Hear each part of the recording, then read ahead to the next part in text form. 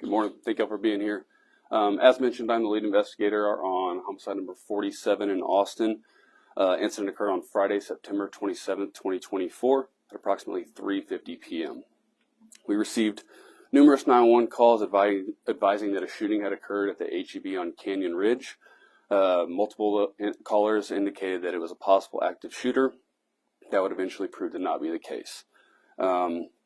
A caller stated that a subject had been shoplifting and lunged at a security guard with a knife, and the caller stated the security guard attempted to tase the subject and then shot him.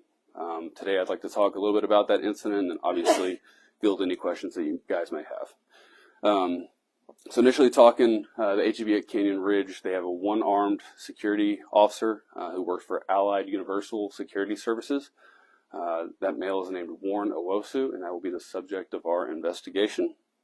Mr. Owosu was working as single-man post and received notification from management that a subject was acting erratically inside of the facility and was possibly possessing a knife. Mr. Owosu entered the store, made contact with our decedent, who is identified as Michael Rosario Jr.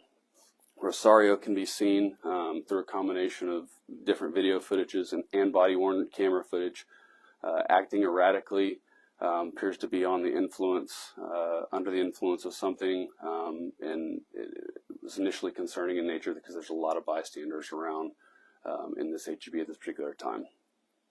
With that being said, Mr. Owosu is a level 4 security guard licensed by the state of Texas through DPS. He is armed, he does have a taser, and he was wearing a uniform and body armor. Mr. Owosu makes contact with a male attempting to engage in communication. He asks him to request that he leave the store, attempts multiple times to try to talk the subject into leaving the store calmly. At no point in time does he have any type of physical contact with him. Does he block his exit? He maintains a safe distance and communicates with that subject. That subject briefly communicates with him, but not to a level that would be consistent with communication that would lead me to believe that he was in a right mental state. Mr. Owosu proceeded for the next 14 to 15 minutes to try to communicate with Mr. Rosario. That communication failed. There were also members of management from HEB that attempted to communicate with Mr. Rosario. That communication also failed, and he did not leave the store despite being asked to many times. Again, there was no point in physical contact by anybody. A safe distance was kept from Mr. Rosario, and he continued to pace back and forth in the front exit of the store. 911 had been contacted. Again, while waiting for a police response, they continued to try to communicate with Mr. Rosario. And after that 14 to 15 minutes elapses, Mr. Owosu again tries to make contact with Michael. In doing so, Rosario is holding a HEB basket. In the HEB basket, he's got a hubcap, and then he's carrying a large stick in his opposite hand. When the security guard, Mr. Owosu, goes back to try to make contact with him, he displays that hubcap, displays it as a shield out in front of him concerning Mr. Owosu. Mr. Owosu verbalized on his body camera footage that he was concerned about Mr. Rosario's actions, and ask him to step out of the store, which he does not comply. Continuing on, they continue this communication, and Mr. Rosario attempts to make motions towards Mr. Owosu, the security guard. That shield is displayed, or that hubcap is displayed, utilized as a shield. Mr. Owosu draws his taser and actively targets Mr. Rosario, who does not comply and keeps that shield still up. He again gives him commands. A knife is displayed from his pocket, and he again gives him multiple commands and loud verbal commands to drop the knife. Mr. Rosario makes a motion and a jabbing motion towards our Mr. Owosu, the security guard, and in doing so, Mr. Owosu attempts to fire his less lethal option, which was his taser. That is ineffective and does not stop Mr. Rosario, and Mr. Rosario continues to charge at Mr. Owosu, who then transitions to his lethal weapon and fires approximately 4 shots. We have 15 minutes-ish of de-escalation that he attempts to talk to Mr. Rosario before this occurs. Obviously, throughout the entire time, they're communicating with 911. And once APD arrives, Mr. Owusu continues to remain there, continues to assist with medical aid to try to save Mr. Rosario. And ultimately, that was unsuccessful.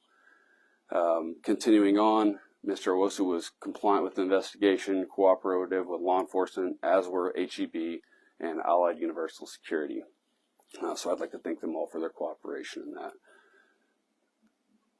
This is still an active investigation at this time. I'm thankful and appreciative of, obviously, the entities involved with the Allied Universal and HEB for their cooperation in this investigation, and extremely thankful that Mr. Owusu made attempts to de-escalate the situation and also was able to stop what I believe to be a potential threat that could have seriously injured people inside of that HEB. I think it's important to note the consideration when talking to Mr. Owusu, the consideration of the bystanders and all the people involved. We had small children that were coming within feet of the male as Mr. Rosario, as he was holding the knife and acting erratically. And I think that he acted appropriately and used all means of de-escalation and less lethal force that he possibly could. No big questions. So why did it take so long for APD to respond, considering the 15-minute time gap and patrol units possibly in the area? Why did it take so long for APD to respond? Sure. So the question fielded was, why did it take so long for APD to respond? I don't know the answer to that. My job as a homicide investigator is to investigate the incident that occurred. You'd have to check with another entity of the department to figure that out. Yes, so I understand Officer Melton on Friday said that they were responding initially to a trespass call. Can you elaborate on that before they started getting the 911 calls and multiple shootings? Sure. So the question asked was regarding the different changes in fielding the call from a trespass to initially a shots fired. And I think that happens with any incident. It's not uncommon, at least from a patrol perspective, right? You might initially respond to something that is a trespass urgent. That can quickly change into anything based off of the threat analyzed by the 911 call taker and what they're seeing, right? So this one particular switched from a trespass urgent to a shots fired to a shoot stab hot shot, I believe, based off of that going on. And I believe that would have to do with whatever was being said on the 911 call relating to Mr. Rosario's behavior, and then obviously the shots being fired within HEB. Was the security guard a off-duty officer or a former officer? I have no indication or information indicating that he was any type of law enforcement at all. Like I said, he is currently a licensed security officer through Texas DPS, and I believe it's a level 4 security clearance. The ambulance, still no charges for the security guard. At this time, there are no charges for Mr. Owusu. He's cooperative with the investigation, and it's still an ongoing criminal investigation. Is there any security guard body cam video or even surveillance video from the store that's possibly going to be released? Sure. So, as mentioned previously, the question fielded was if there was store video or body camera video.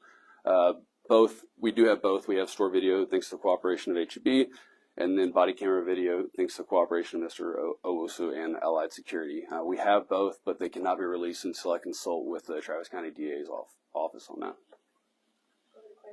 Do you know if the victim was from Austin or was it a homeless person? I don't have any information on his living status. I have his identity.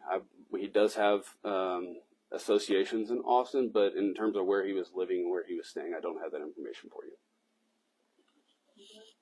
Should people, be worried going to this HEB, and is HEB going to add more patrols in that area?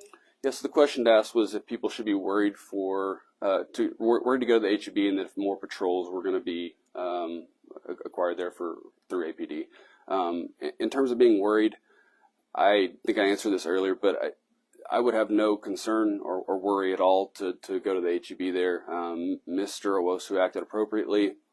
And as mentioned before, I think that his actions probably saved multiple people and prevented what could have been probably tragic injury for multiple people. How is he right now? Is he taking time off? So I initially spoke to Mr. Owosu, and he was extremely distraught following the incident, particularly when I told him that Mr. Rosario had passed. I think he's spending some time with some family, and I'm going to leave it at that so that he can have his time. So what weapons were actually found on the body of the suspect? Sure. The knife and anything else? Sure. So Mr. Rosario was found seen both on video and found on scene. A black-handled steak knife, just a typical kitchen knife, was found. That can be seen produced from his pocket, and that can also be seen on his body camera footage being held in his hand. I think it's also important to note that we've got a couple means of self-defense on his portion, both with the hubcap that he was using as a shield to block that less lethal weapon, and a large water jug that he had picked up as well. Did he have any kind of criminal history? So I'm going to talk about this incident, but I'd like to not disclose his criminal history just with the current active investigation we have ongoing. Was he observed shoplifting anything? No, ma'am. So I believe the initial call for service from the management to Mr. Owosu was just regarding his status, and it can be seen pretty clearly on camera. He when Mr. Owosu walks in and activates his body camera, it's concerning to me because Mr. Rosario was pacing back and forth right in the proximity of an exit where we've got small children, families walking through. He's got that large stick in his hand. So I think the concern at that point was to ensure that Mr. Rosario was okay and that nobody was going to be in danger. I also think it's important to note that on the body camera footage of Mr. Owosu, he talks multiple times to Mr. Rosario, talking about, "Hey man, is there any family that I can call for you? Is there anybody I can call to help you? What's going on, man? What'd you do before this?" Right? So these are all things that we as a police officer look for as steps to try to engage communication with that subject, right? Try to de-escalate that situation, figure out what's going on, and try to understand that. And I think Mr. Owosu did a really good job of that. So are you saying there was no shoplifting, but just erratic behavior? He never exited the store, so I can't tell you if HEB would consider that shoplifting or not. He was past the register with the shopping cart in his hand, but in terms of shoplifting, that's not what I'm here to investigate at this time. How the community can help on this current investigation? I think the community can help. If you've got any information, I guess reach out to our public information office or to the 512-974-TIPS, the Central Texas Crime Stoppers.